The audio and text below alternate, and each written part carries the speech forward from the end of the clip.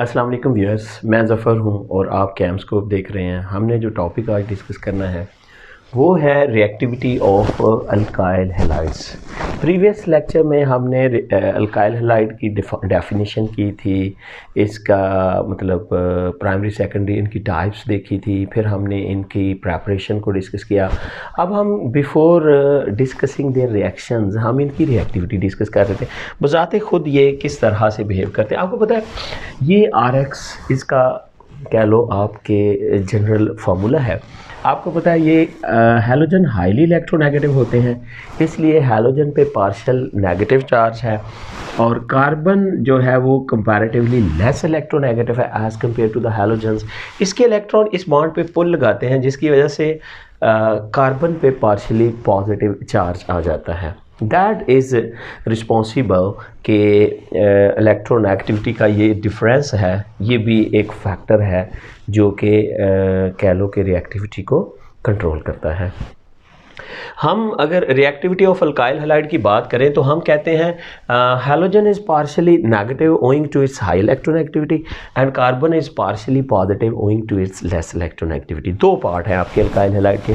अब हम कहते हैं दो फैक्टर हैं मेन जो कि अल्काइल हैलाइड की रिएक्टिविटी को गवर्न करते हैं, और वो कौन कौन से हैं। नंबर 1 हम कहते हैं carbon to halogen bond energy, यानी carbon to halogen bond energy कितनी है, और दूसरा है carbon to halogen bond polarity.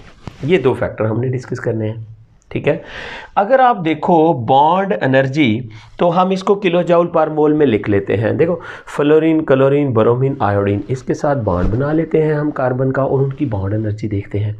फिर हम देखेंगे कि किस बॉन्ड की एनर्जी ज़्यादा है, कौन कम रिएक्टिव है और कौन ज़्यादा रिएक्टिव। आप देखो fluorine to carbon, carbon to fluorine bond highly कह लो कि स्ट्रॉन्ग है, इसका 467 किलो जूल पर मोल इसकी एनर्जी है, जबकि कार्बन टू क्लोरीन बॉन्ड जो है वो आपका एनर्जी कितनी रखता है 346 किलो जूल पर मोल है, जबकि कार्बन टू ब्रोमीन बॉन्ड की एनर्जी 290 किलो जूल पर मोल है। और अगर आप देखो carbon to iodine bond energy that is 228 kilo joule. एक आप चीज़ देख रहे होंगे कार्बन टू फ्लोरीन, आपको पता है fluorine, chlorine, bromine, iodine down the group size बड़ा हो रहा है, एक शेल का इजाफा हो रहा है। जब इनका साइज़ बड़ा हो रहा है तो ये बॉन्ड लेंथ बढ़ रही है, बॉन्ड लेंथ जैसे जैसे बढ़ रही है बॉन्ड स्ट्रेंथ बढ़ रही है, बॉन्ड लेंथ जैसे जैसे बढ़ रही है बॉन्ड स्ट्रेंथ कम हो रही है, ठीक है। ये ऐसी है जैसे आपको एक इक्वल विड्थ की या एक मोटाई एक जैसी हो आपको दी जा रही हैं स्टिक्स। मैं कहता हूँ इस स्टिक को तोड़ो, फिर मैं कहता हूँ अब इस स्टिक को तोड़ो, अब इस स्टिक को तोड़ो, फिर मैं कहता हूँ ये चार लगा के मैं कहता हूँ चारों, यानी लंबी स्टिक को तोड़ना आसान है, छोटी स्टिक को तोड़ना मुश्किल है और बड़ी स्टिक को तोड़ना आसान होता है। ऐसे ही लॉन्गर बॉन्ड जो है वो वीकर होता है। जैसा कि हम एनर्जी से भी देख रहे हैं कि बॉन्ड जो है जैसे जैसे एटॉमिक साइज बढ़ रहा है बॉन्ड की स्ट्रेंथ कम हो रही है, बॉन्ड का तोड़ना आसान हो रहा है। और लास्ट में मैं लिख दूँ 413 is the bond energy of carbon to hydrogen bond. अब हमने यहाँ से क्या नतीजा निकाला है, ये जो एनर्जीज निकाली हैं हमने बॉन्ड की, तो हम कहते हैं ऑर्डर, ठीक है, ऑफ रिएक्टिविटी। देखो जो बॉन्ड सबसे स्ट्रॉन्ग होगा वो लीस्ट रिएक्टिव होगा, ठीक है, ये लीस्ट रिएक्टिव होगा। जो बॉन्ड सबसे वीक होगा, ठीक है, जिसकी बॉन्ड एनर्जी कम होगी, वो बॉन्ड सबसे रिएक्टिव होगा। Stronger bond least reactive, weaker bond more reactive. तो हम कहते हैं कि RI सबसे रिएक्टिव है, फिर RBr की बारी है, फिर RCl की बारी है और इन दी एंड RF का नंबर आता है। देखिए बॉन्ड लेंथ ज़्यादा, बॉन्ड एनर्जी कम, दोनों इन्वर्सली रिलेटेड हैं, ठीक है ना। आप यूँ भी लिख सकते हो, यानी एक छोटा सा फार्मूला बना लो, bond length is inversely proportional to bond energy, ठीक हो गया। इन दोनों का आपस में इन्वर्स रिलेशन है। नेक्स्ट हम डिस्कस करते हैं बॉन्ड पोलैरिटी। इसके लिए हमें इलेक्ट्रोनेगेटिविटी ऑफ द एलिमेंट को देख। अब हम बात कर लेते हैं बॉन्ड पोलैरिटी की, बॉन्ड पोलैरिटी डिपेंड करती है electronegativity difference of carbon and the concerned hydrogen atom. अगर आप देखो कि इलेक्ट्रोनेगेटिविटी का डिफरेंस क्या है, एटम है आपके पास फ्लोरीन, इसकी इलेक्ट्रोनेगेटिविटी है 4.0 हाईएस्ट। फिर आप बात करो क्लोरीन की, दैट इज़ 3.0।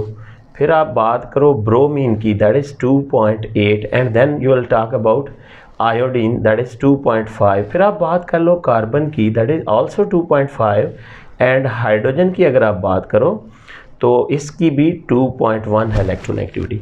देखो हायर द इलेक्ट्रोनेगेटिविटी डिफरेंस, जितना ज़्यादा होगा उतनी पॉजिटिव और नेगेटिव के दरमियान फोर्सेस ऑफ अट्रैक्शन स्ट्रॉन्ग होंगी, ठीक है। तो इसका मतलब है CF बॉन्ड सबसे स्ट्रॉन्ग होगा। क्या मतलब है? CF बॉन्ड सबसे स्ट्रॉन्ग होगा और लीस्ट रिएक्टिव भी होगा। But in case of N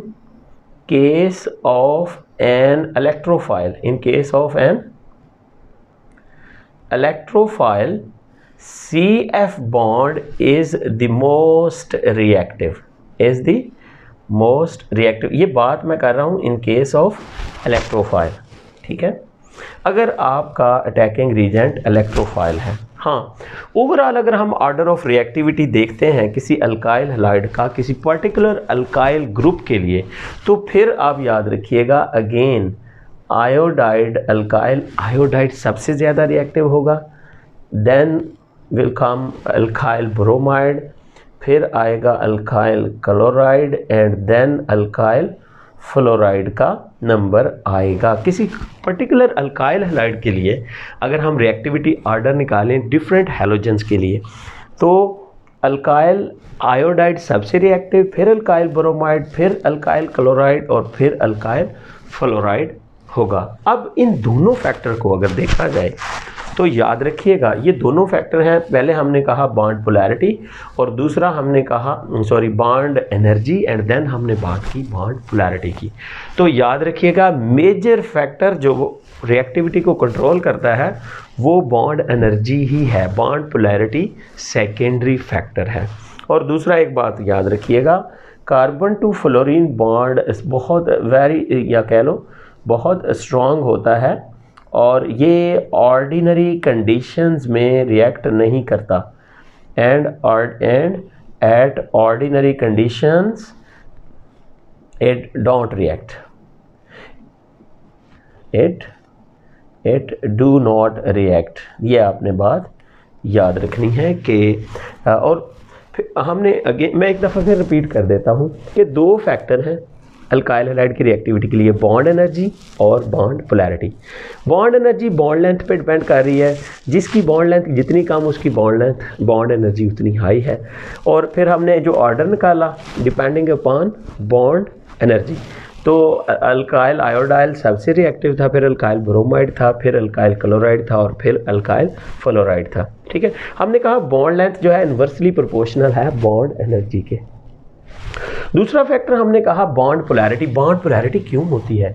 bond polarity electronegativity के डिफरेंस से होती है। हमने तमाम एलिमेंट की इलेक्ट्रोनेगेटिविटी देखी तो फ्लोरीन टू कार्बन बॉन्ड का इलेक्ट्रोनेगेटिविटी डिफरेंस हाईएस्ट आ रहा था, तो हमने कहा कि ये बॉन्ड सबसे स्ट्रॉन्ग होगा। फिर हमने एक बात की कि अगर इलेक्ट्रोफाइल अटैक कर रहा है तो याद रखिएगा then carbon to fluorine bond सबसे रिएक्टिव होगा।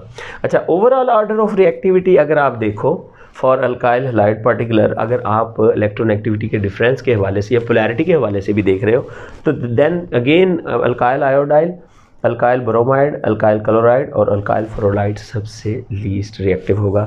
एंड पे हमने बात की कि कार्बन टू फ्लोरीन बॉन्ड को रिएक्ट कराना इतना आसान नहीं है ऑर्डिनरी कंडीशंस में, it demands some extra ordinary conditions. Hope so आपने वीडियो देखी और आपको पसंद आई होगी। Thank you for watching, bye.